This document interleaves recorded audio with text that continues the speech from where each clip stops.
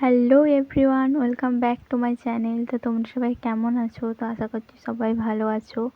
আর অনেক দিন পর একটা ছোট্ট, মানে খুব একটা বেশি বড় নয়, ছোট্ট একটা বড় ব্লগ নিয়ে এলাম তোমাদের জন্য বলতে পারো। তো আজকে সকালবেলা এসেছি ছাদে। তো ছাদে আসার পর হচ্ছে কি যে ওয়েদারটা দেখছো কী রকম রয়েছে আজকে, একদম পুরো মেঘলা একটা ওয়েদার। আর এই পাশে দেখো ফুলটা কী দারুণ হয়েছে, কত বড় হয়েছে। তো আজ কোথাও যাওয়ার ছিল না, বাড়িতেই ছিলাম। আর আমার জীবনে সেরকম কিছু তোমাদের মুখে দেখাবার মতো নেই, বাড়ি, কলেজ, টিউশন, এটুকুই। তো এই যে এখানে পুচকি একটা জবা গাছে দুটো ফুল ফুটেছে, তো সেগুলোও তোমাদের সাথে একটু দেখালাম। একটু একটু করে আমি প্রত্যেক দিন চেষ্টা করি যে আমার ছাদ বাগানে যেটুকু ফুল হয় সেটুকু তোমাদেরকে দেখানোর। আর এই পাশে এই যে কসমস ফুলগুলো, এগুলো যখন হাওয়ায় দুলে না খুব সুন্দর দেখতে লাগে একদম। আমি এগুলোই বসে বসে দেখি মাঝে মধ্যে। আর এই পাশে রয়েছে মূলো ফুল।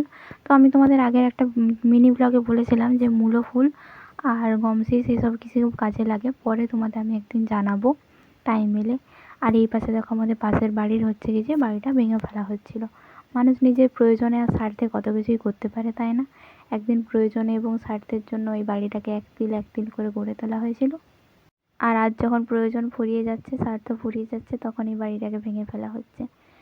তো বাড়িটা অনেক কিছুই, অনেক স্মৃতি একটা বাড়ির মধ্যে জড়িয়ে থাকে। তো দেখে খারাপ লাগলো যে একটা বাড়ি এভাবে ভেঙে ফেলা হচ্ছে। আজকাল যেহেতু আর মাটির বাড়ির প্রচলন নেই। তো ভিডিওটা ভালো লাগে।